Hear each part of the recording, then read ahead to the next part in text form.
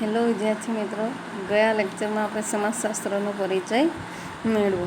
ત્યારબાદ અવનવા જે કંઈ અર્થશાસ્ત્રીઓ હતા, સમાજશાસ્ત્રીઓ હતા, એના અંગે થોડા ઘણી છે આપણે માહિતી મેળવેલી છે. આજે આપણને શું ભણવાનું રહેશે?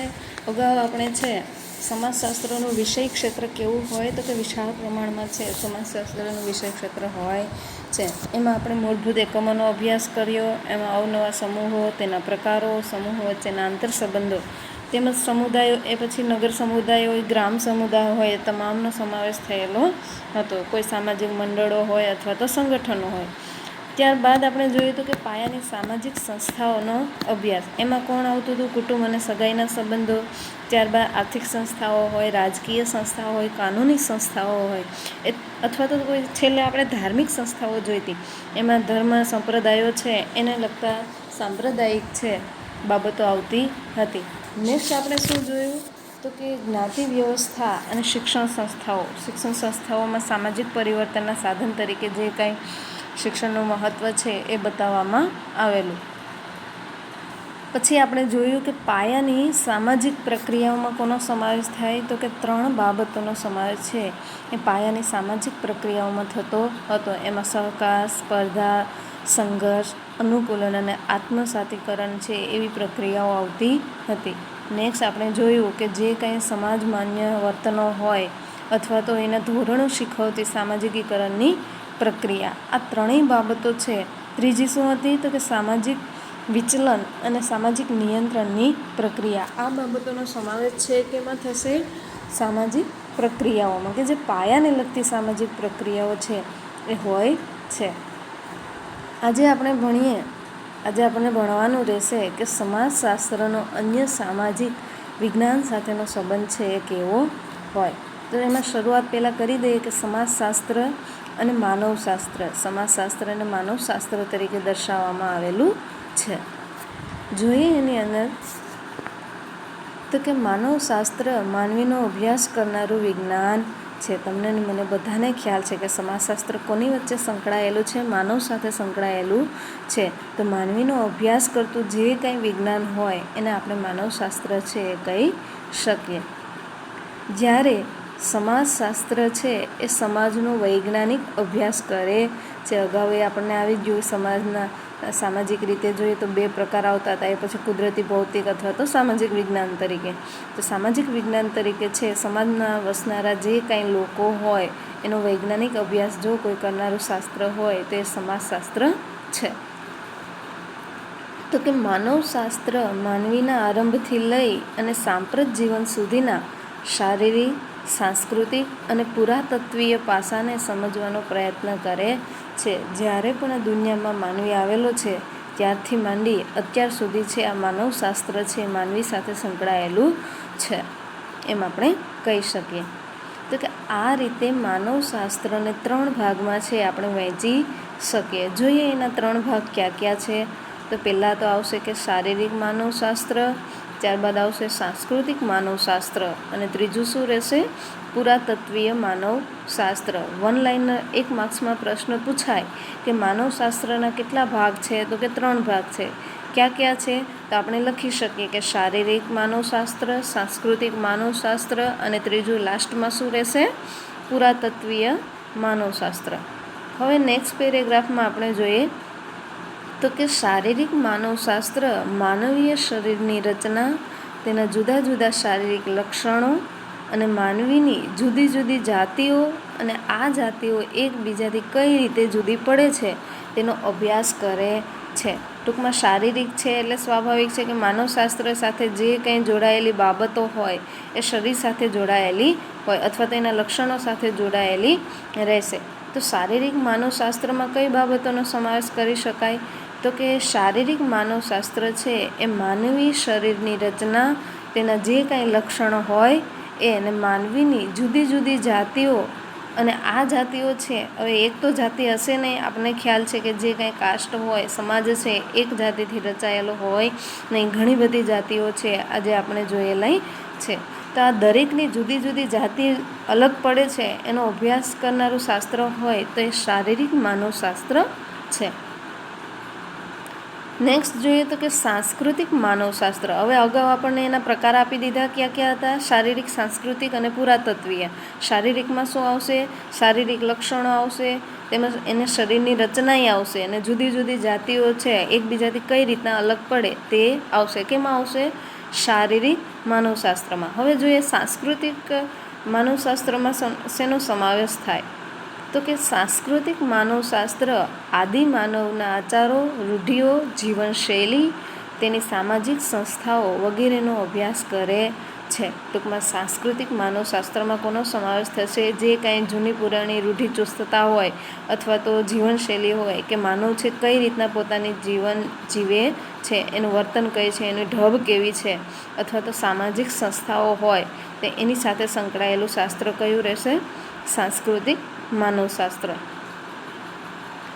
જોઈએ નેક્સ્ટ તો કે જ્યારે પુરાતત્વીય માનવશાસ્ત્ર સંશોધન દરમિયાન પ્રાપ્ત થયેલા અવશેષોના આધારે પુરાતન સંસ્કૃતિના ઉદ્ભવ અને તેના વિકાસનો અભ્યાસ કરે છે. ટૂંકમાં પુરાતત્વીય માનવશાસ્ત્ર એના નામમાં જેનો અર્થ સમાયેલો છે કે જે પુરાતન કાળ સુધી જે કાંઈ માનવી સાથે સંકળાયેલી ઘટનાઓ હોય, અવશેષો હોય, એનો અભ્યાસ કરનારું શાસ્ત્ર કયું કહેવાશે? પુરાતત્વીય માનવશાસ્ત્ર.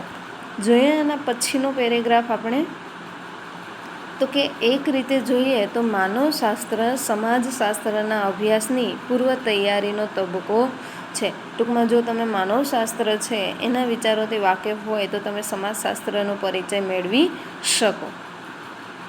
વળી માનવશાસ્ત્ર બની શકે કે માનવશાસ્ત્ર અને સમાજશાસ્ત્રને છે એક જ ગણવામાં આવેલું છે. તો કઈ રીતના? તો કે માનવશાસ્ત્ર અને સમાજશાસ્ત્ર વચ્ચેની ભેદરેખા છે એ કેવી છે? ખૂબ જ પાતળી છે.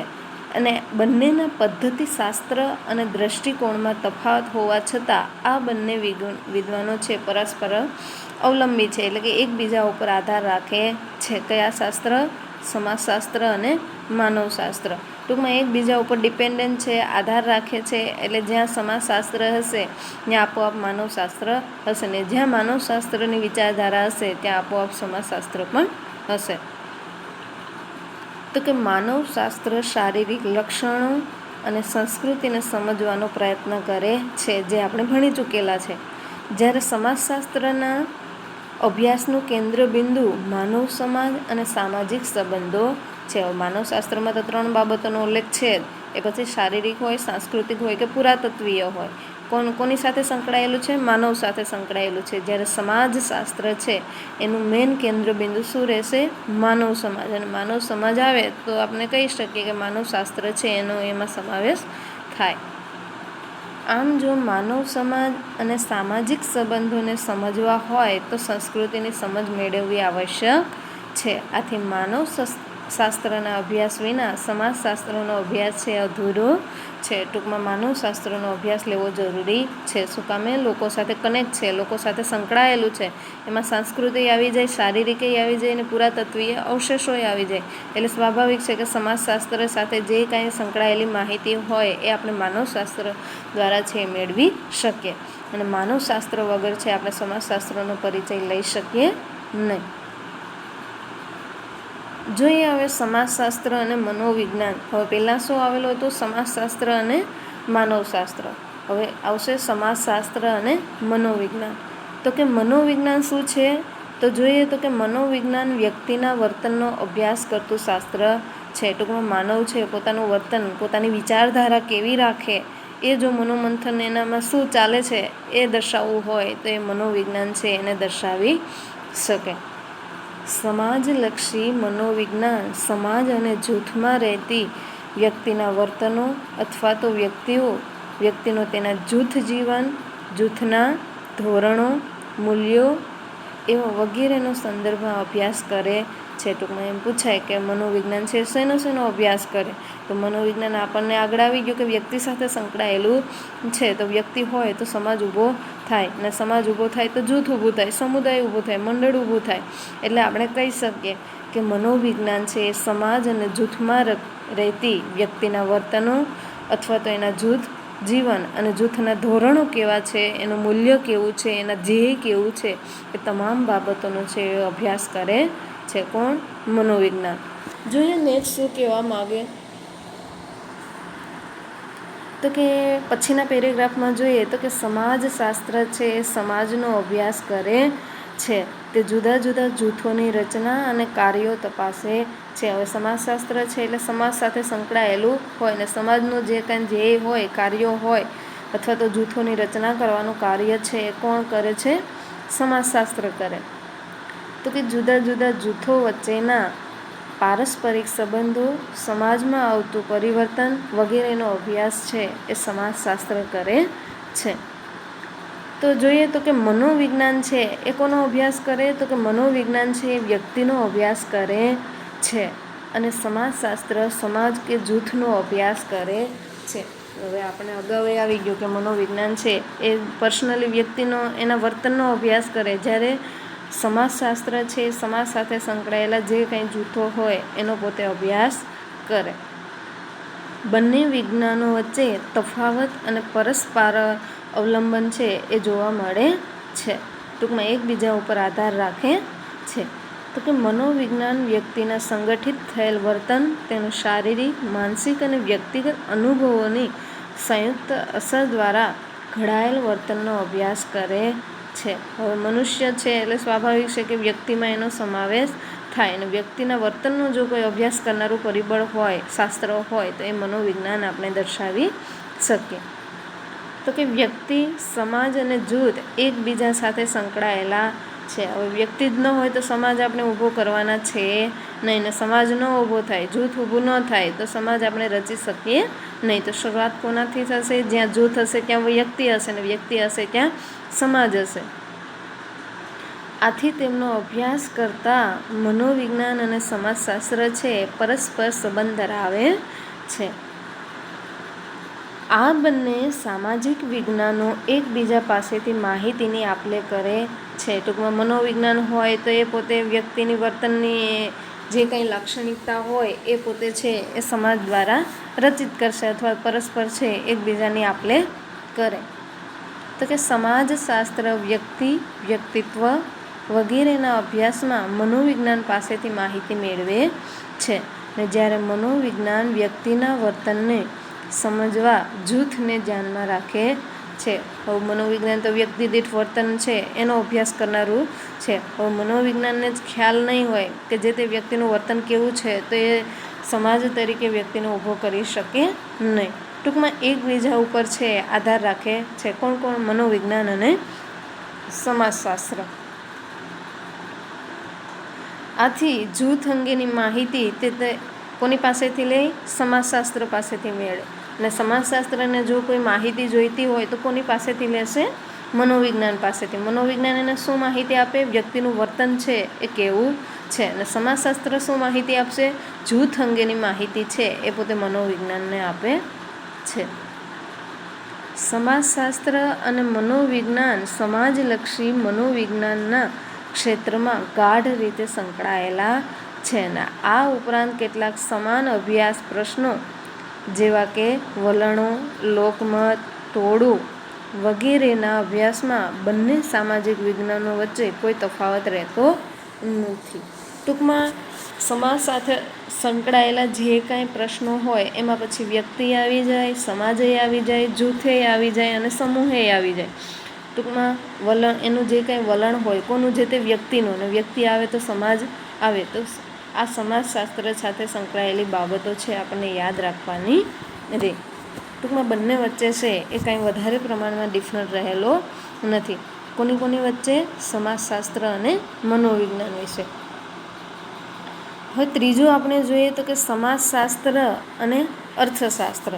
આ બંને વચ્ચે છે એ કેવો સંબંધ રહેલો છે? તો કે માનવીના આર્થિક સંબંધોને સમજવા એ અર્થશાસ્ત્રનું મુખ્ય ધ્યેય છે. અર્થશાસ્ત્રનું મુખ્ય ધ્યેય કેવું રહેલું છે? તો કે માનવીનો સંબંધ છે કેવો છે? એ પણ કેવો સંબંધ રહેશે? આર્થિક સંબંધોને છે એ ધ્યાનમાં રાખવામાં આવેલો છે.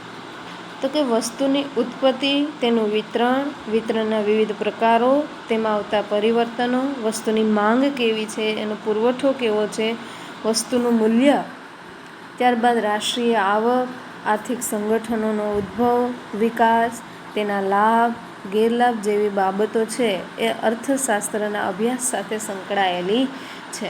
ટૂંકમાં અર્થશાસ્ત્રનો વિષય છે એટલે જે કાંઈ બાબતો આવશે એ કોને લગતી હશે? અર્થશાસ્ત્રને લગતી. હવે પહેલાં તો શું કીધેલું છે કે એનો મુખ્ય ધ્યેય છે એ શું રહેશે? તો કે આર્થિક સંબંધોને છે એ સમજવાનો રહેશે. એ પણ કેના આર્થિક સંબંધો? આપણા જેવા મનુષ્યના સંબંધો. એમાં પછી કીધેલું છે કે વસ્તુની ઉત્પત્તિ એટલે કે વસ્તુનું ઉત્પાદન છે કઈ રીતના થાય. હવે ઉત્પાદન છું તો એનું વિતરણ કરવામાં આવે. વિતરણ એટલે કે એનું વેચાણ કરવામાં આવે. તો વેચાણના એ પ્રકારો હોય, એ પછી ઉધાર વેચાણ હોય કે રોકડ વેચાણ હોય. ત્યારબાદ બજાર સુધી એને પહોંચાડવાની હોય. પછી એમાં કાંઈ ને કાંઈ પરિવર્તન આવતા હોય. જેવી વસ્તુ છે એવી જ બજાર સુધી પહોંચે એવી જરૂરી છે નહીં. બની શકે કે કોઈ આફતે આવે, પરિબળો અસર કરનારા હોય તો એમાં પણ થોડા ઘણા અંશે ફેરફાર થાય. અને તમને ખ્યાલ છે કે જો અર્થશાસ્ત્ર હોય તો માંગ પુરવઠો આવે. ટૂંકમાં વસ્તુની માંગ કેવી છે એને અનુલક્ષીને છે એનો પુરવઠો કેવો છે, એનું મૂલ્ય કેવું છે, અને મૂલ્યના આધારે છે આપણે રાષ્ટ્રીય આવકમાં એનો ફાળો આપીએ. ત્યારબાદ આપણે એમાં જોયું કે આર્થિક સંગઠનોનો ઉદ્ભવ, એનો વિકાસ, એના લાભ અને એના ગેરલાભ, આ બધી બાબતોનો સમાવેશ છે કેમાં થશે? અર્થશાસ્ત્રના અભ્યાસમાં થશે. જોઈએ નેક્સ્ટ શું કહેવા માગે તો કે જ્યારે સમાજશાસ્ત્રના અભ્યાસનું કેન્દ્રબિંદુ છે સામાજિક સંબંધો છે. આપણે પાઠ સ્ટાર્ટ કર્યો ત્યારથી આવે છે કે સમાજશાસ્ત્ર સંકળાયેલું જો કોઈ કેન્દ્રબિંદુ હોય તો એ સામાજિક સંબંધો છે. અને સામાજિક સંબંધો છે એટલે બની શકે કે અર્થશાસ્ત્ર સાથે પણ થોડા ઘણા અંશે છે કનેક્ટેડ હોય. તો કે સમાજમાં બનતી ઘટનાઓને સમાજશાસ્ત્રીય દૃષ્ટિબિંદુથી ચકાસવી એ સમાજશાસ્ત્રનો ધ્યેય છે. આ બંને સામાજિક વિજ્ઞાનોમાં વિષય ક્ષેત્ર અને અભિગમની બાબતમાં ભિન્નતા હોવા છતાં તે બંને એકબીજા સાથે સંકળાયેલા છે. શું સંકળાયેલું છે? સમાજશાસ્ત્ર અને અર્થશાસ્ત્ર. હવે આ બંનેનો અભિગમ ભલે અલગ હોય. અર્થશાસ્ત્રનો અભિગમ મુખ્ય ધ્યેય શું રહેશે? આર્થિક સંબંધોને વિકસાવવાનો. એમાં પછી માંગ એ આવશે, પુરવઠો એ આવશે, બજાર એ આવશે, રાષ્ટ્રીય આવક એ આવશે, અથવા તો આર્થિક સંગઠનોનો વિકાસ. આ તમામ બાબતોનો સમાવેશ છે કે એમાં થશે અર્થશાસ્ત્રમાં. જ્યારે આપણે સમાજશાસ્ત્ર તરીકે જોઈએ તો એમાં માત્ર કેન્દ્રબિંદુએ શું હોય? સામાજિક સંસ્થાઓ. તો આ બંને વચ્ચે છે એ થોડા ઘણા અંશે ભિન્નતા હોય છતાં પણ એકબીજા સાથે છે બંને સંકળાયેલા છે. તો કે માનવીની આર્થિક ક્રિયા તે જે સમાજમાં રહે છે એ જ સમાજમાં ઉદ્ભવે છે અને વિકસે છે. ટૂંકમાં માનવ છે એ પોતે જ્યાં રહેતો હશે ત્યાં પોતાના આર્થિક વ્યવહારો છે એ સંકળાયેલા હોય. એટલે એમ કહી શકાય કે સમાજ આર્થિક ક્રિયાઓથી અને આર્થિક ક્રિયાઓ સમાજથી પ્રભાવિત થાય છે. હવે આર્થિક ક્રિયાઓ એવી ક્યાં આવી? સમાજમાં આવી. તો આર્થિક ક્રિયાઓ ક્યાં હતી? અર્થશાસ્ત્રમાં હતી. તો આપણે કહી શકીએ કે આમ છે બંને વચ્ચે કનેક્ટેડ છે, બંને વચ્ચે એકબીજા સાથે સંકળાયેલા છે. જોઈએ એમાં તો કે વળી બેકારી હોય, ગરીબી હોય, પછી વસ્તી વૃદ્ધિ જેવી સમસ્યાઓનો અભ્યાસ બંને સામાજિક વિજ્ઞાનો કરે છે. હવે સમાજ છે તો સમાજમાં બેકારી આવવાની, બેરોજગારી આવવાની, ગરીબી પણ આવવાની, વસ્તી વૃદ્ધિ પણ આવવાની. તો થોડા ઘણા અંશે છે આ બાબતો છે અર્થશાસ્ત્ર સાથે સંકળાયેલી છે. તો આપણે કહી શકીએ કે આ બંનેનો સમાવેશ છે સમાજશાસ્ત્રમાંય થાય અને બની શકે કે અર્થશાસ્ત્ર સાથે પણ સંકળાયેલ છે. જો કે બંનેનો દૃષ્ટિકોણ છે અલગ અલગ છે. અર્થશાસ્ત્ર બેકારી માટે કયા કયા આર્થિક પરિબળો જવાબદાર છે તે જાણવાનો પ્રયત્ન કરે છે, જ્યારે સમાજશાસ્ત્ર બેકારીના સામાજિક પાસાઓને સમજવા તરફ પોતાનું ધ્યાન કેન્દ્રિત કરે છે. હવે આપણને આવી ગયું કે કઈ કઈ સમસ્યાઓ ઊભી થાય. એમાં બેકારી આપ્યું, ગરીબી આપ્યું, વસ્તી વૃદ્ધિ જેવી સમસ્યાઓનો અભ્યાસ આપ્યો. હવે બની શકે કે આમાં જો કોઈ અર્થશાસ્ત્ર સાથે કનેક્ટેડ હોય તો જે કાંઈ બાબતો અર્થશાસ્ત્રમાં હોય એ સમાજશાસ્ત્રમાં પણ લાગુ પડે. તો અર્થશાસ્ત્રનું કામ શું રહેશે? તો કે આ બેકારી છે કઈ રીતના આવી એનો મેઇન મુદ્દો છે એ જાણવાનો પ્રયત્ન કરશે. જ્યારે સમાજશાસ્ત્ર છે એનો મુખ્ય હેતુ શું રહેશે? તો કે બેકારીના સામાજિક પાસાઓને સમજવા તરફ છે પોતાનું ધ્યાન છે પોતે કેન્દ્રિત કરે છે. પરંતુ એક વાત સ્પષ્ટ છે કે માનવીના આર્થિક જીવનને સમજવા માટે તેની સામાજિક પ્રવૃત્તિને અને સામાજિક પ્રવૃત્તિઓને સમજવા માટે તેને આર્થિક પ્રવૃત્તિઓને સમજવી જરૂરી છે. ટૂંકમાં અર્થશાસ્ત્ર અને સમાજશાસ્ત્ર છે એકબીજા ઉપર ડિપેન્ડેન્ટ છે. ભલે આમ એનો અભિગમ છે અલગ અલગ હોય, એમાં જે કંઈ બાબતો આવે થોડા ઘણા છે એમાં ભિન્નતા જોવા મળે, પરંતુ આપણે જોઈ શકીએ તો જે કાંઈ બાબતો છે એ પરસ્પર એકબીજા ઉપર આધાર રાખે છે.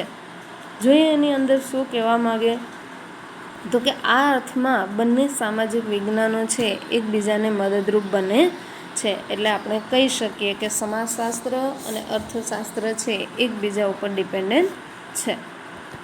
હવે સ્પીડલી જોઈએ આપણે સમાજશાસ્ત્ર અને રાજ્યશાસ્ત્ર સાથે સંકળાયેલો પરિચય છે એ કેવો રહેશે.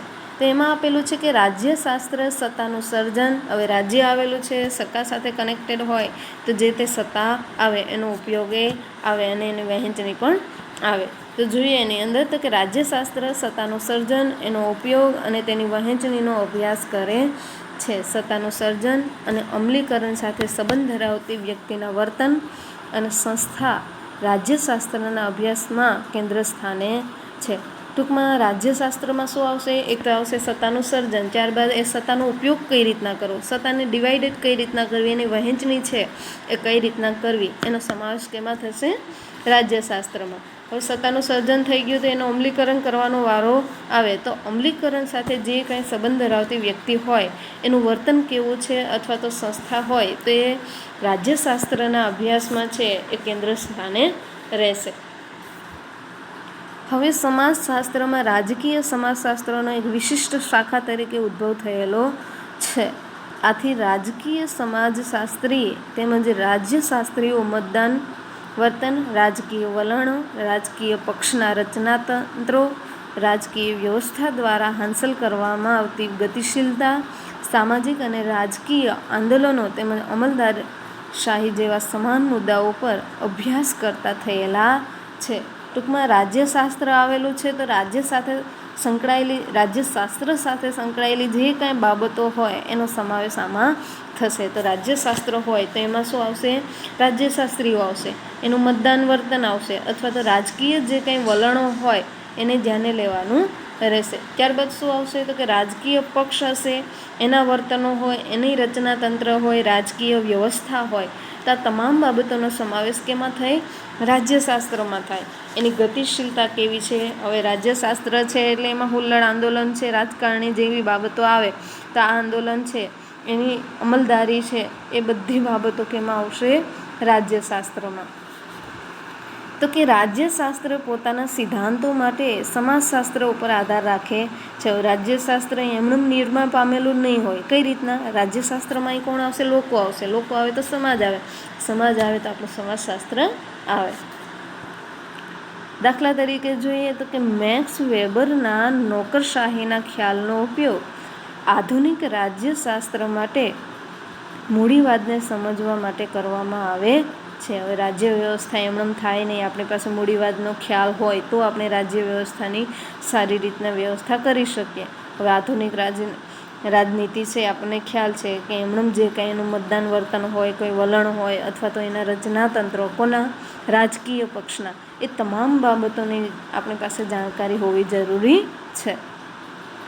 તો કે વળી જ્ઞાતિ અને ધર્મના વર્તમાન રાજકારણના મહત્ત્વને સ્પષ્ટ કરવા માટે સમાજશાસ્ત્રીય સમજ હોવી અનિવાર્ય બને છે. ટૂંકમાં તમારે રાજ્યશાસ્ત્રનો પરિચય લેવો હોય તો તમારી પાસે સમાજશાસ્ત્રનો પરિચય પણ હોવો જરૂરી છે.